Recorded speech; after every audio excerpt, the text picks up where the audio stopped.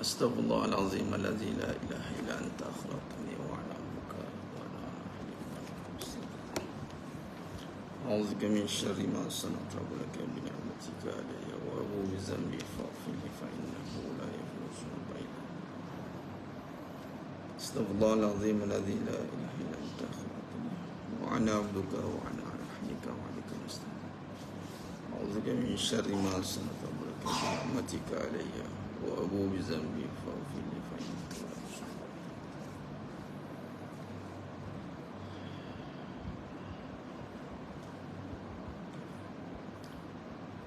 Astaghfirullahalazim alladzi la ilaha illa anta khalaqtani wa ana 'abduka wa ana 'ala 'ahdika wa 'ahdika mastata'tu.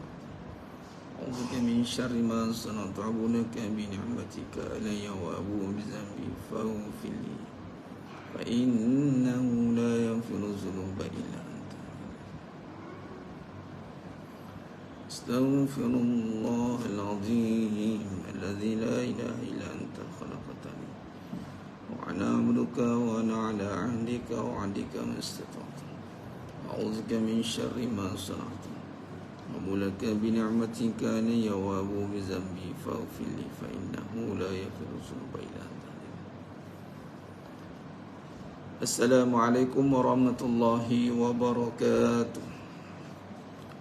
Bismillahirrahmanirrahim. Innal hamdalillah nahmaduhu wa nasta'inuhu wa nastaghfiruh. Na'udzu billahi min shururi anfusina wa min sayyiati a'malina. Man yahdihillahu fala mudilla lahu wa man yudlil fala hadiya lahu. أشهد أن لا إله إلا الله وحده لا شريك له وأشهد أن محمدا عبده ورسوله. اللهم صل على سيدنا محمد وعلى آل سيدنا محمد. رب يسر ولا تعسر بتمم بالخير. رب اشرح لي صدري ويسر لي أمري واحلل عقدة من لساني يفقه قولي. اللهم افتح علينا حكمتك وانشر علينا من خزائن رحمتك يا أرحم الراحمين. والله الذي لا إله إلا هو عالم الغيب والشهادة هو الرحمن الرحيم. والله الذي لا إله إلا هو الملك القدوس السلام المؤمن المهيمن العزيز الجبار المتكبر. سبحان الله عما يشركون. والله الخالق البارئ المصور له الأسماء الحسنى يسبح له ما في السماوات والأرض وهو العزيز الحكيم. ولا حول ولا قوة إلا بالله العلي العظيم. ولا منجا من الله إلا إليه. أما بعد.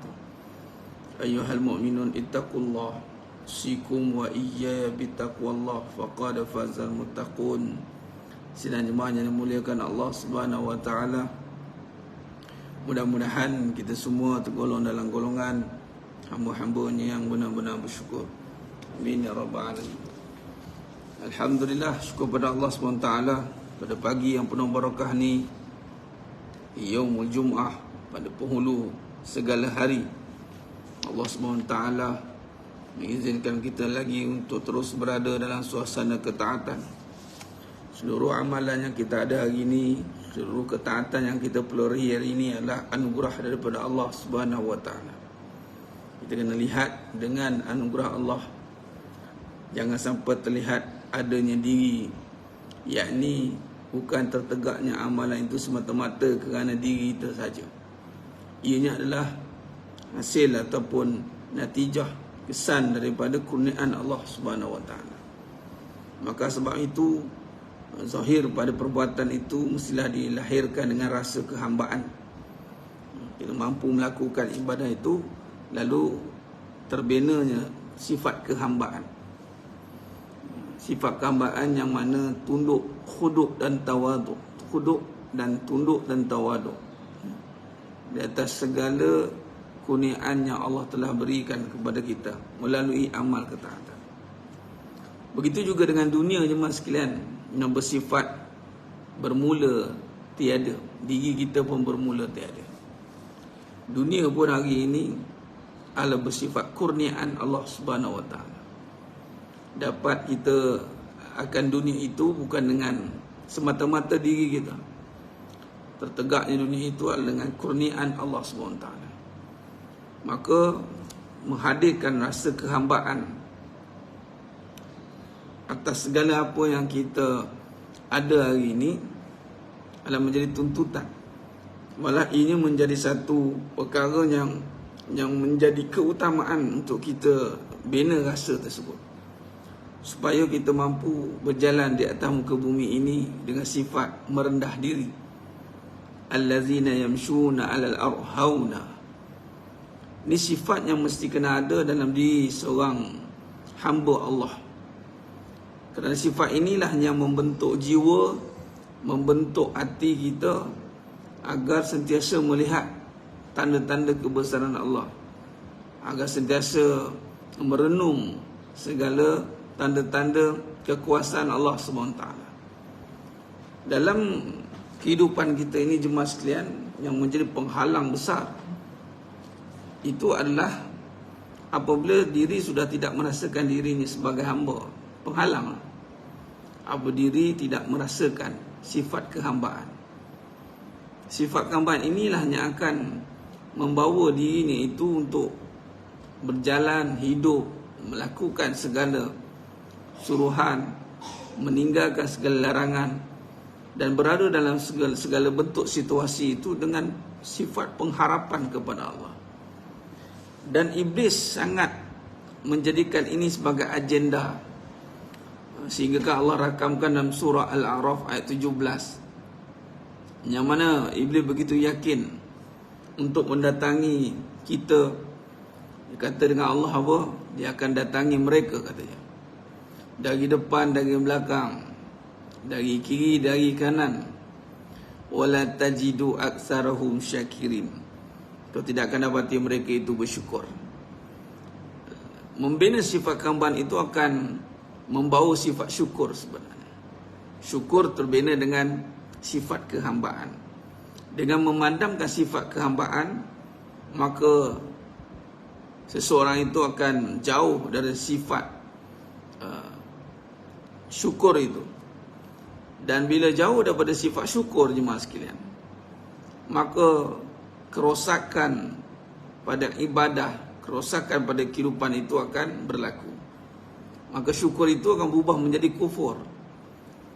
Mana mungkin beribadah itu menjadi elok ataupun diterima oleh Allah kalau sifat yang kita bina pada ibadah itu dengan sifat kufur. Ini yang menjadi agenda iblis. Dia takkan buat kita berhenti solat, dia takkan buat kita berhenti beramal bagi yang dah beramal, dia takkan buat kita berhenti dengan kuliah. Malah kadang-kadang jadi kuliah hunters pun ada kan? Kadang jadi ialah dari sudut amalan tu terbina lah. Tapi apa yang nak dipadamkan oleh musuh Islam, musuh kita yang nombor satu ni, adalah nak memadamkan rasa kehambaan. Rasa kehambaan inilah yang menjadi serangan utama iblis, agar kita tidak mampu membina rasa itu. Membina rasa itu jemaah sekalian, sehingga kan kita hadir untuk melakukan ketaatan, kita hadir untuk melakukan suruhan. Itu bukan terbit atau terbina dari sifat kehambaan dengan rasa syukur itu. Ini yang kita kena berhati-hati. Maka dengan itu jemaah sekalian, membina kesedaran di dalam kita melihat kehidupan ini, terutamanya menjaga akal fikiran kita, menjaga pola pemikiran kita, menjaga sudut pandang dalam kehidupan kita, menjadi satu perkara yang sangat dituntut. Akal yang mesti dipelihara daripada corak pemikiran yang boleh merosakkan keyakinan. Dan kita mesti berhati-hati di dalam memahami sesuatu perkara, terutama dalam perjalanan hidup kita.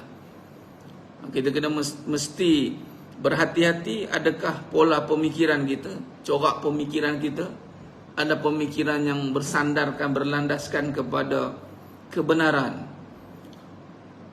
Nak tahu pemikiran kita ni bersandarkan atau bercorak ataupun berlatar belakangkan atau terbina dengan kebenaran, maka akan zahir sifat kehambaan, sifat kerendahan. Hamba tu ni kerendahan. Rendah hati ni bukan bermaksud tak ada apa. Dia rendah hati sebab saya tak ada apa. Bukan begitu. Rendah hati ni kerana dia ada Allah. Dikenal dengan jelas segala apa yang dia ada dari sudut ketaatan dia akhirat dan dari sudut keduniaan dia itu tidak tertegak dengan sendirinya. Dia adalah anugerah daripada Allah SWT. Itu pola pemikiran ataupun corak pemikiran. Corak pemikiran yang dia bina dalam memahami perjalanan kehidupan dia. Dan ini mesti kita kena ulang dan ulang dan ulang. Fazakir fa inna dzikra tanfa'ul mu'minin. Kita nak ulang dan ulang dan ulang dan ulang agar ianya biasa bati dalam diri kita, agar pemikiran kita tidak lagi bercampur aduk, ataupun nak memastikan agar pemikiran kita sentiasa inline, sentiasa di dalam panduan, sentiasa di dalam garis panduan yang benar.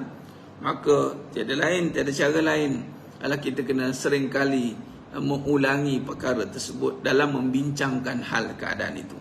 Sebagai contoh, bagaimana nak membincangkan kehidupan dari sudut pandang kebenaran, atau bahasanya mentauhidkan kehidupan.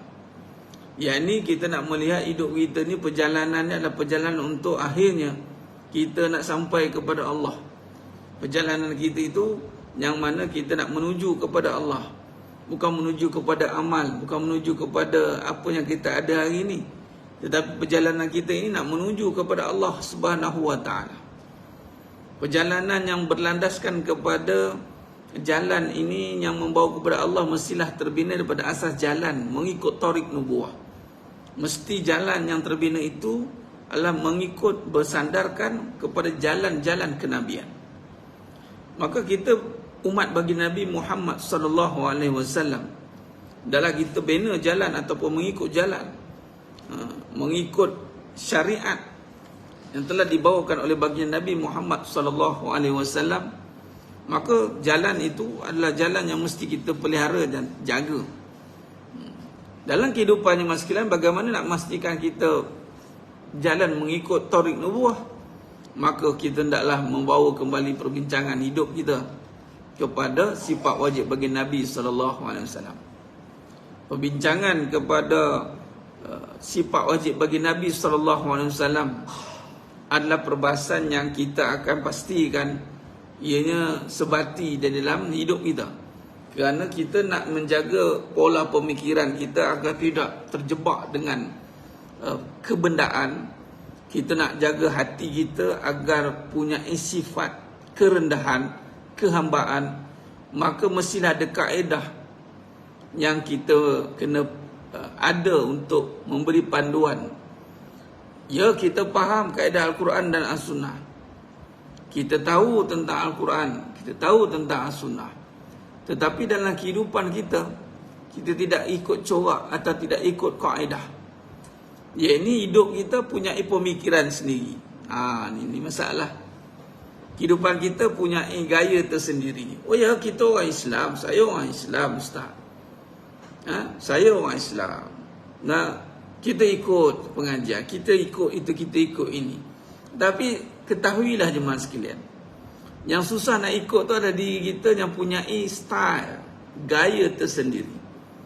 Gaya ataupun dia panggil ciri-ciri yang ada, ciri khas. Setengah orang tu dia ada bahasa mudah nak faham, dia ada style dia.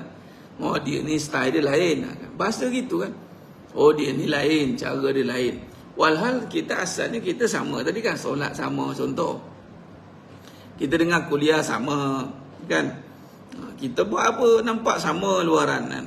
Tetapi bila come to life, bila datang pada kehidupan, maka dia jadi corak perbahasan dia berbeza. Kadang-kadang kita akan kata macam dia ada hidup dia sendirilah, dia ada cara dia sendirilah. Di sini yang kita kena berhati-hati. Sebab apa jemaah sekalian? Betapa halusnya masuk ancaman-ancaman itu alah bukan yang masuk kepada yang terpelihara, yang telah Allah jaga, yakni agama Allah jaga. Allah jaga agama Islam, itu milik Allah. Allah jaga.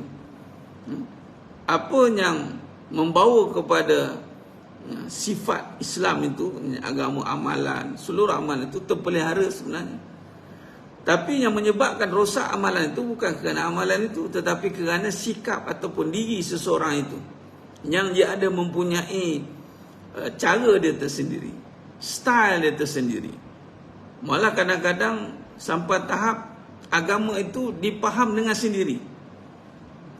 Malah agama itu ada garis panduan dia. Tapi ini semua kerana apa je maksudnya? Kerana berlakunya kepincangan di dalam mengurus takbir kehidupan.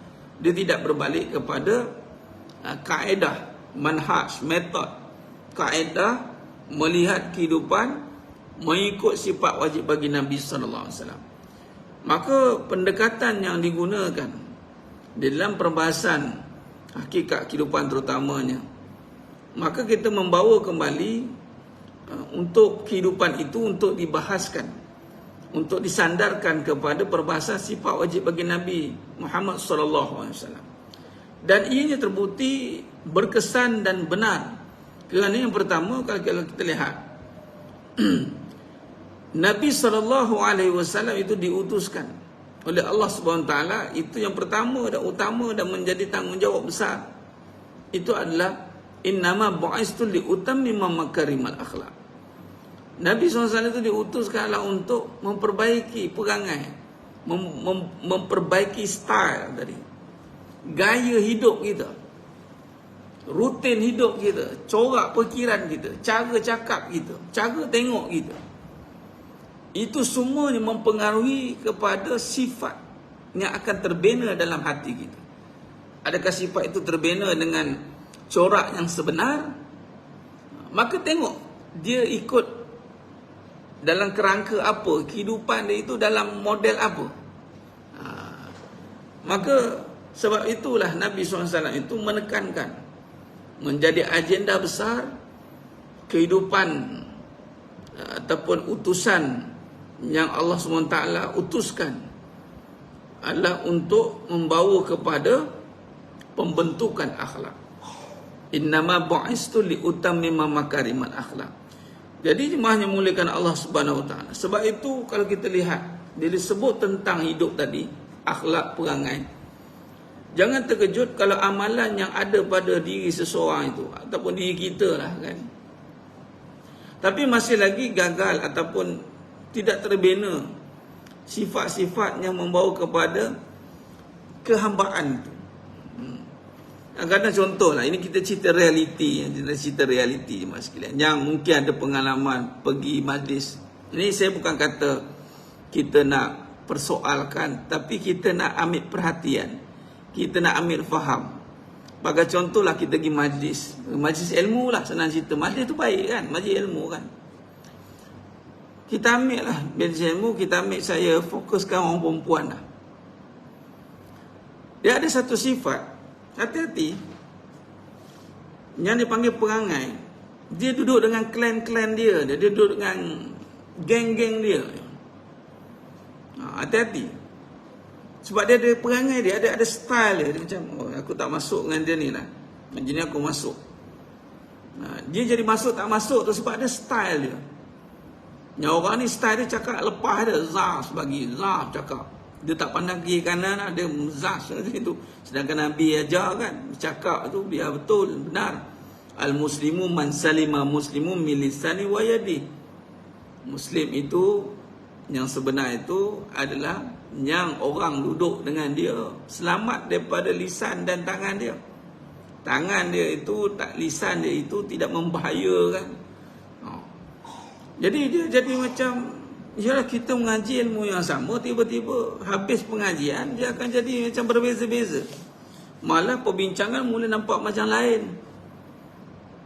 Apatah lagi lebih spesifik kalau masuk benda-benda yang bersifat individualistik, macam keluarga aku, bisnes aku. Dia nampak. Jadi yang kita bincangkan tadi seakan-akan macam terlerai. Bahasa mudah pilih bulu. Ya, kadang-kadang nak salam pun, kalau salamnya ada geng, salam betul. Kalau salam dan tak berapa nak ni, salam pegang macam gitu. Kadang-kadang muka pun tak tengok. Ni Nabi, ramai orang bersalam tapi tak ikut cara Nabi salam. Nabi SAW mata tengok, bukan sekadar cium pipi. Kadang-kadang lebih cium pipi, puang-puang-puang ni. Mata tak tengok pun. Sebenarnya tengok. Kemudian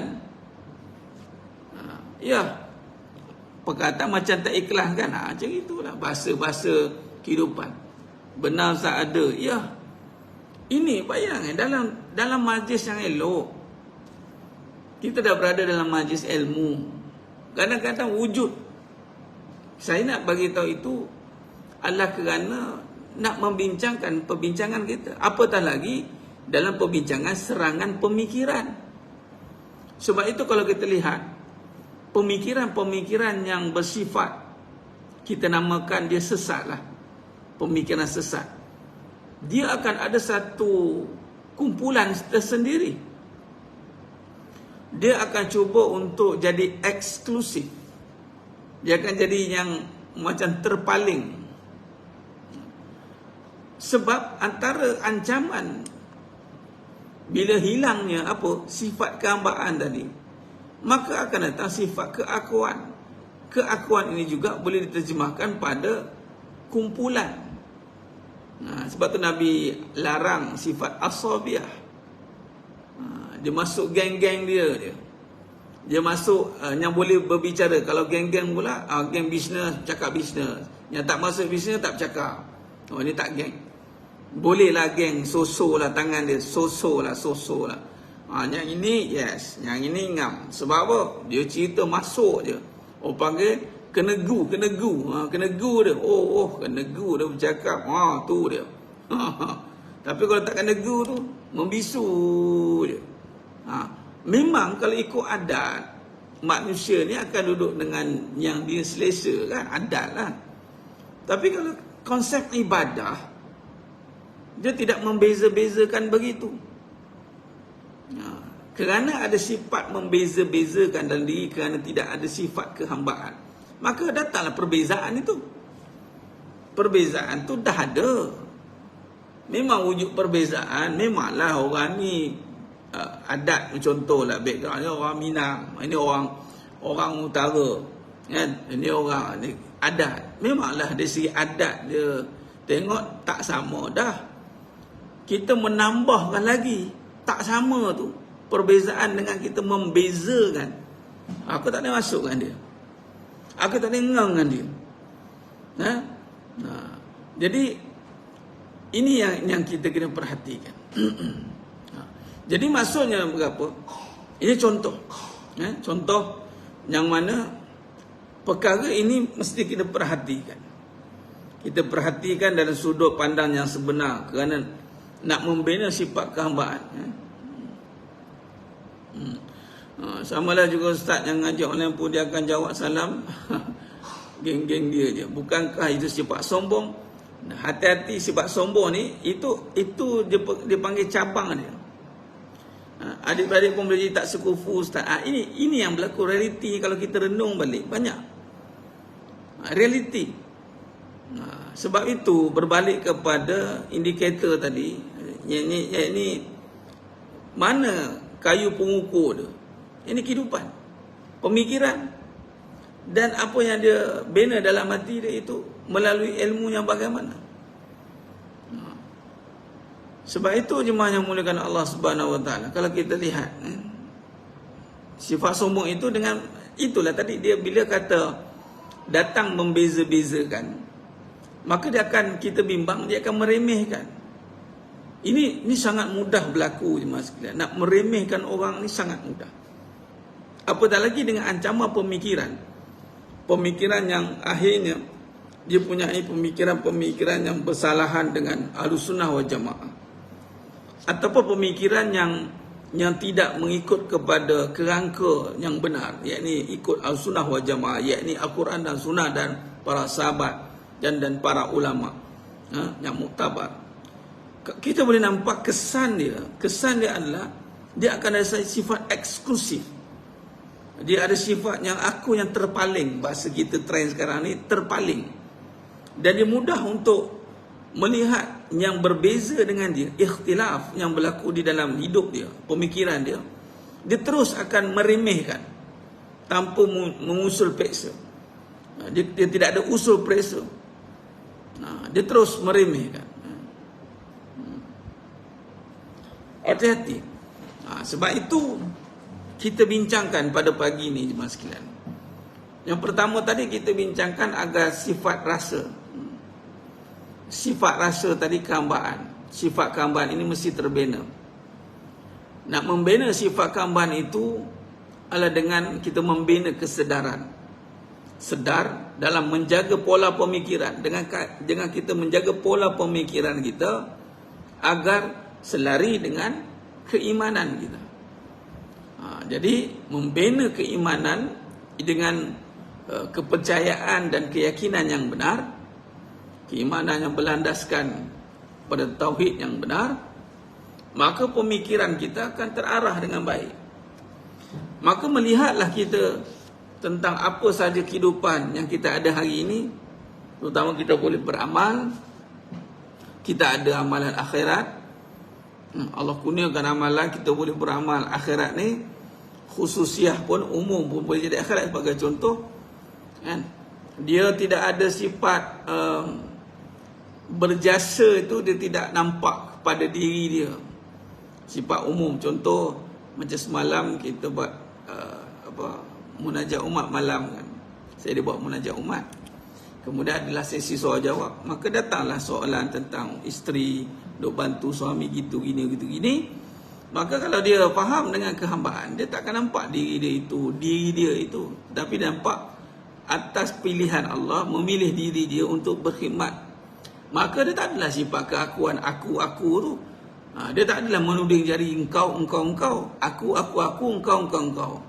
Tak adalah dia istilah kenapa aku je, kenapa engkau tak. Dia tak ada istilah macam itu.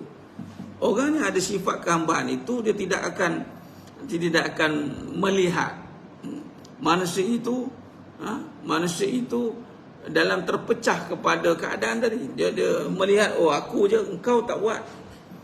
Macam mana saya saja, dia tak ada. Dia nampak dia ada anugerah pada Allah. Bila anugerah, tak semua orang dapat. Anugerah kebaikan ni adalah satu perkara yang mesti kita syukuri dengan sebenarnya. Kerana tak semua orang boleh buat kebaikan. Tapi bila kita boleh buat kebaikan, kadang-kadang jadi bebanan, tekanan pula, kan? Sebab apa? Cara pandang tadi dengan kefahaman yang tidak seiring. Walau kalau memang dalam ngaji tasawuf tidak ada beza antara hamba yang malas saja yang membezakan. Yang membezakan kita di sisi Allah adalah takwa. Takwa pun itu di sisi Allah, bukan kita menentukan takwa seseorang dan diterjemahkan dengan amalan lalu membeza-bezakan. Maka pengajian tasawuf itu adalah untuk meleraikan perbezaan itu, kerana nak menanggalkan sifat mazmumah. Mazmumah itu yang akan membeza-bezakan. Perbezaan sudah ada, tetapi dia membeza-bezakan. Akhirnya membeza-bezakan itu, jikalau dia semakin dibiarkan, maka wujudlah yang mana dipanggil keakuan tadi. Membeza-bezakan, akhirnya dia ada puak-puak di sendiri. Hati-hati. Baik, maka di sinilah kalau kita lihat ada satu pemikiran yang kita menjadi ancaman juga. Antaranya adalah pemikiran yang dinamakan Islam liberal. Islam liberal ni yang kita pernah bincangkan, iaitu pemikiran yang mana melihat kepada, pertama, manhaj ataupun kaedah aliran Islam liberal itu adalah berpendapat agama Islam adalah agama yang benar. Namun pada masa yang sama aliran Islam liberal mendapat semua agama selain agama Islam ada juga benar. Pemikiran yang seperti ini dia akan ada satu cara yang dia letakkan bahawa kebenaran itu dia tidak letak pada yang benar, tapi kebenaran itu diletakkan kepada sangkaan dia. Semua benar, agama semua benar, kita tak boleh. Ini pula salah faham tu. Bila pemikiran yang tidak berlandaskan kebenaran, tidak berlandaskan kepada Al-Quran dan Sunnah, maka dia ada sangkaan. Akhirnya sebenarnya dia cuba untuk mengatakan yang lain benar, tapi akhirnya dia akan mengaku dia je benar juga, Islam liberal ni. Sehingga kan tanpa sedar dia menafikan. Contoh Islam sudah ada kerangka manhaj sebenar, sudah ada perbahasan tentang hukum sudah siap, ikut Al-Quran dan Sunnah, kemudian ikut ijtima', punya ada qiyas, ada kerangka hukum ada. Tapi mereka yang serang balik, mereka kata kita tak boleh jumud, kata. Antara lagi manhaj dia tidak terikat dengan ijtihad.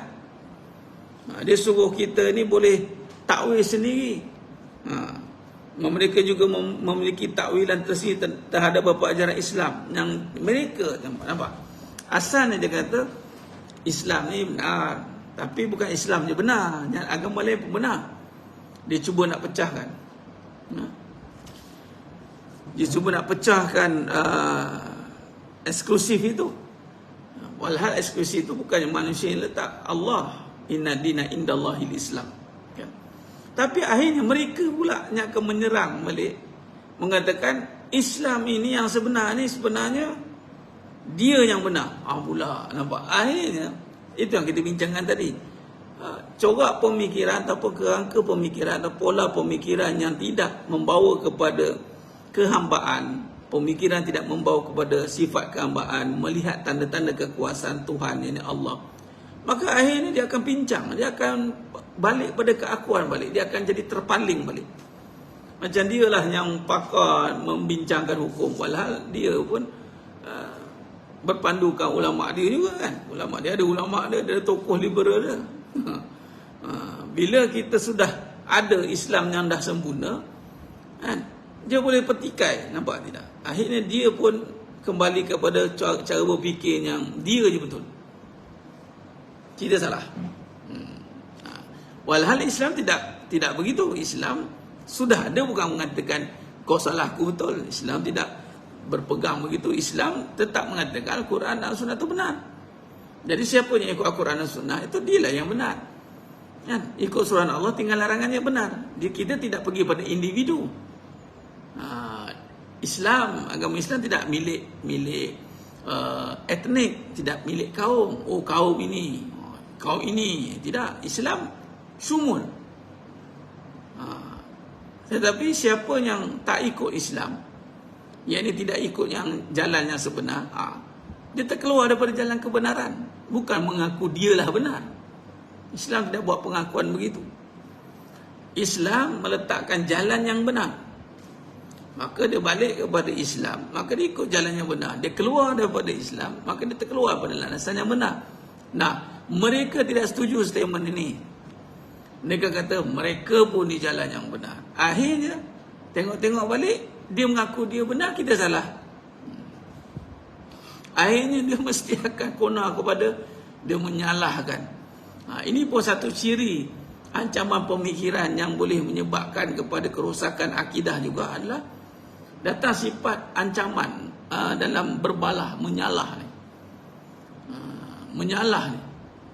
Dia akan datang sifat berbalah-balah, menyalah-nyalah.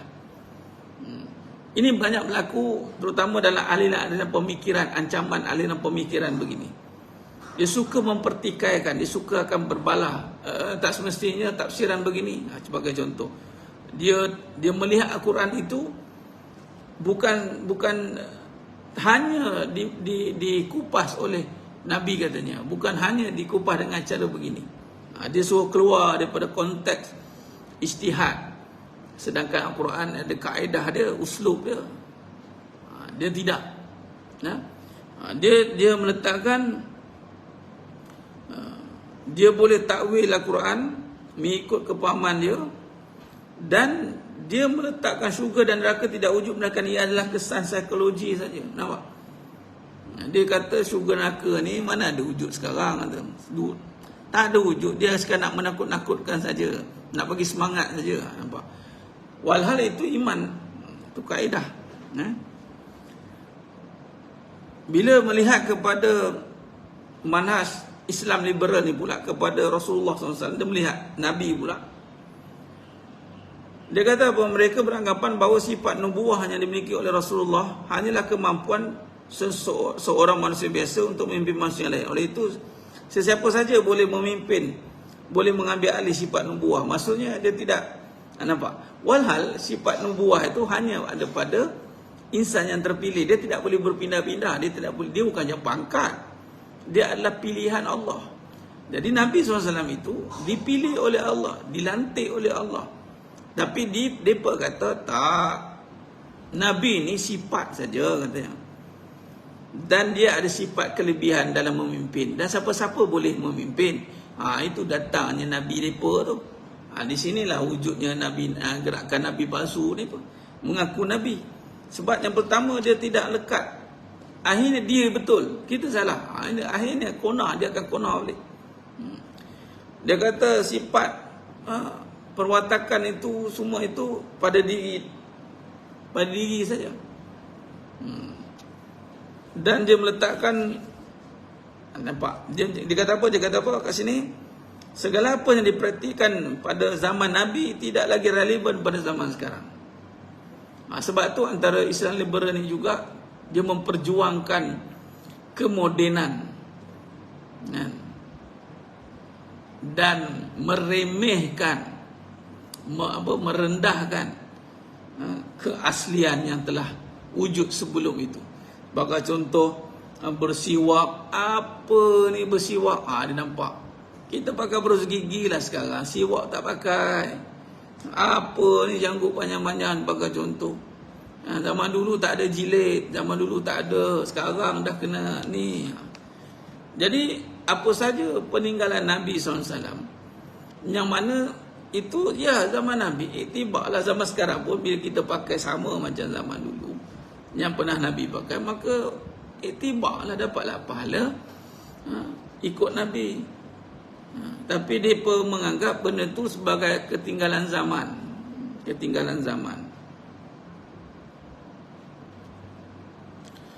Dan mereka menganggap peristiwa ni tentang Nabi lah, yang berlaku kepada sifat-sifat kemukjizatan. Mukjizat Nabi itu hanyalah mimpi. Bagi contoh pergi Mi'raj kan, Isra wal Mi'raj. Mereka beranggapan pergi dengan mimpi, bukan dengan jasad sekali. Ini hati-hati. Ini ancaman-ancaman pemikiran ni semua sekalian. Baik. Dalam pandangan Islam liberal ini terhadap hadis, Islam liberal mempunyai pandangan atau kaedah tersendiri dalam memaham dan mentafsir hadis. Termasuklah mereka boleh dikaji balik, mereka tafsirkan, takhrijkan hadis sahih Bukhari Muslim dengan cara mereka. Yang pertama, mereka cakap apa? Hadis-hadis tersebut tidak berasal pada Rasulullah SAW. Ia ada ciptaan orang yang ingin menjaga manfaat kepentingan diri mereka. Yang kedua, mereka kata apa? Hadis-hadis yang benar adalah hadis yang bersifat mutawatir, yang banyak.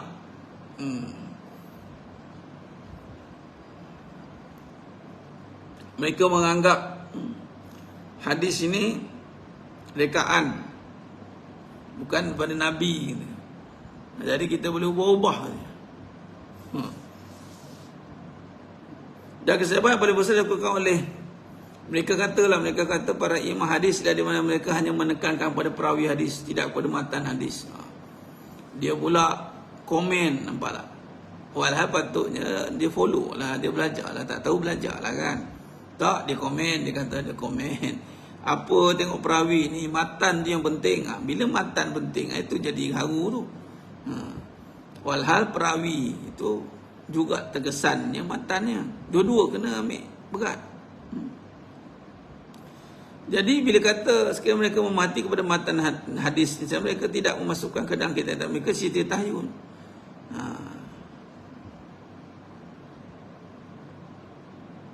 Khair.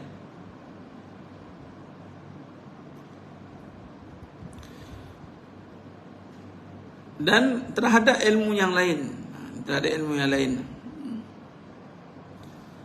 ini aliran Islam liberal tidak menghormati ilmu-ilmu Islam seperti usul tafsir, usul hadis, ilmu jarah wa ta'dil, usul fiqh, qawaid fiqhiyah dan sebagainya. Selama ini diiktiraf oleh para ulama. Ia diremehkan oleh mereka dan menganggapnya sebagai buatan manusia yang tidak sunyi dari berbagai kecacatan dan kesalahan. Ijtihad tafsiran Al-Quran yang sudah muktamad, yang dah ada qat'i pun mereka boleh cabar kembali. Ini pemikiran.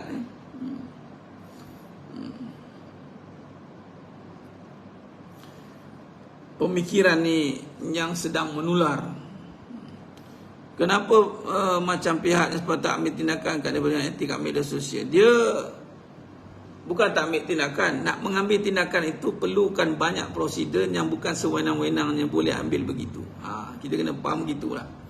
Bukan semudah ABCD, cukup orang ni, tangkap orang ni. Tak, pertuduhan-pertuduhan yang nak dilakukan itu mestilah punyai kajian, punyai perancangan rapi. Walhal dah banyak dah pihak berkuasa tempatan mencegah, banyak dah. Sebab tu banyak kita dengar ajaran-ajaran ini yang telah dibenteras. Cuma pergerakan mereka ini pergerakan yang bukan kata kita boleh kawal dengan begitu begini, tidak. Sebab dia terlibat dengan adat kehidupan manusia. Jadi bergerak dia tu dia boleh bergerak dengan life hidup lah. Kadang-kadang kita tak tahu pun dia punya macam mana kan. Rupanya aliran dia macam ini. Sebab tu tadi pola pemikiran tu nampak macam okey tu. Mereka yang terang-terangan pada zahir pun dah nampak sesat ataupun dah nampak kelirunya. Macam ni isu pahaman ni dia berselindung, dia berselinap di sebalik gaya hidup yang nampak macam Islam. Ini kata bahaya kan. Rupanya dia ada prinsip atau pandangan yang bersalahan. Maka macam mana tahu? Kita kena duduk dengan dia, kena bincang. Ataupun bila timbul isu-isu tertentu. Bila timbul isu-isu tertentu baru kita nampak background dia itu ataupun dia ini cenderung ke mana. Sebab tu kita nampak nanti cara fikir tu, pola pemikiran tu akan kita tahu dia ni. Dia ni cenderung ke sini, dia ni cenderung ke sini. Jadi senajamah yang muliakan Allah Subhanahu wa taala. Jadi kat sinilah ancaman pemikiran apatah lagi yang kita bincangkan ini, Islam liberal ini. Antara kita kena pasti ciri-ciri ini, dan pihak berkuasa tempatan memang memerhatikan ajaran-ajaran yang menyimpang daripada Al-Sunnah wal Jamaah. Memang cuma nak membenteras itu dia perlukan usaha yang menyeluruh. Sebab dia bukan semudah kita tangkap ayam kan, bukan semudah tu. Kadang-kadang mereka pun menyamar musang berbulu ayam pula. Kadang-kadang belum lagi berbicara soal taqiyah. Macam contoh Syiah kan, taqiyah ni mereka boleh kata saya bukan. Mereka pandai untuk menutup itu.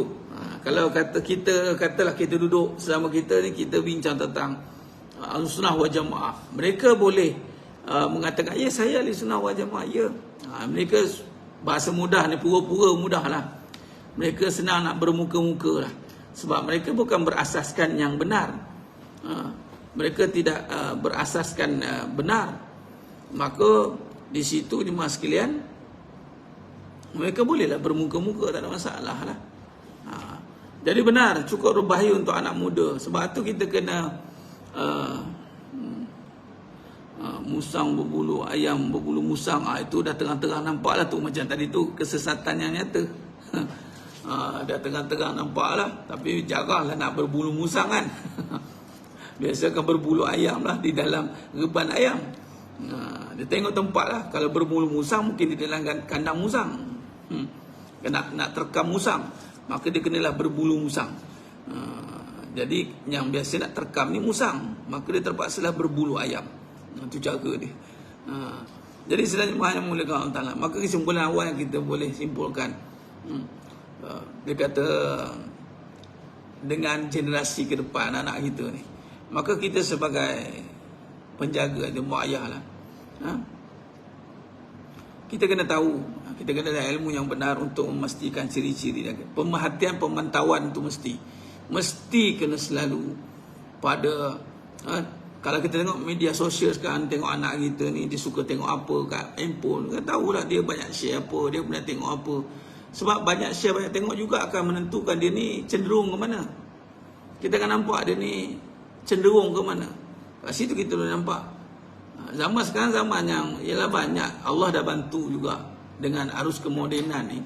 Akhirnya kita boleh juga trace cenderung dia tu dengan media sosial lah. Tengoklah kalau dia cenderung ke aliran mana kan kita boleh nampak lah. Dia suka share apa, ataupun dia cakap tentang apa. Kita pula adalah ilmu untuk nak trigger, nak pastikan anak kita atau siapa saja atau kita ini ke mana. Jadi antara soalan-soalan yang macam tentang tadi, tentang kerendahan hati, macam mana dapat dunia ni, kita boleh tanyakan, kita boleh timbulkan persoalan tu. Adakah dia nampak Allah SWT yang berkuasa atas segala-galanya? Adakah dia nampak bahawasanya sifat keakuan itu satu bersalahan dengan sifat yang Allah nak? Kita boleh wujudkan persoalan-soalan yang bersandarkan kefahaman yang kita nak bina. Baik mas sekalian, alhamdulillah saya kira cukup setakat tu perbahasan kita pada pagi yang penuh barakah ni. Pada siri yang akan datang insyaAllah, jika dipertemukan lagi, kita akan sambungkan lagi perbahasan bahayanya ancaman pemikiran terhadap akidah kita, sehingga dia boleh menyebabkan amalan yang kita telah bina itu boleh menjadi debu berterbangan, kerana disebabkan pemikiran yang sudah bercampur aduk dengan kerosakan, akhirnya mengganggu kepada iktikad yang ada. Wallahu alam. Mudah-mudahan maaf pada saya ada kekurangan, kasar kata tu kurang bicara dan penyampaian. Hanya Allah Ta'ala sajalah yang mampu menyempurnakan perbahasan kita pada pagi yang penuh barakah ni. Terima kasih kepada Surah An-Nur, Cik Zul dan semua jemaah Surah An-Nur fasa 3A Semban Selatan. Sama-sama kita membantu untuk mengimarahkan surah An-Nur dengan memberi infak, insya-Allah. Dan di platform TT yang live juga pada pagi ini, mudah-mudahan Allah pelihara kita, dan insya-Allah mudah-mudahan Allah SWT bimbing kita di jalan yang benar, insya-Allah. Mohon maaf sekali, insya-Allah kita bertemu pada siang akan datang. Wallahu alam. Aku qouli hadza wa astaghfirullah azim wa lakum wa bil taufiq wal hidayah. Wassalamualaikum warahmatullahi wabarakatuh. Takun tasbih kafarah surat. Subhanakallahumma wa bihamdika asyhadu an la ilaha illa anta astaghfiruka. Bismillahirrahmanirrahim. Wal 'asr. Innal insana fi khusr illa allazina amanu wa amilus shalihat. Wa tawassaw bil haqq wa tawassaw bis sabr. Wallahu a'lam bisawab. Takbir. Allahu akbar.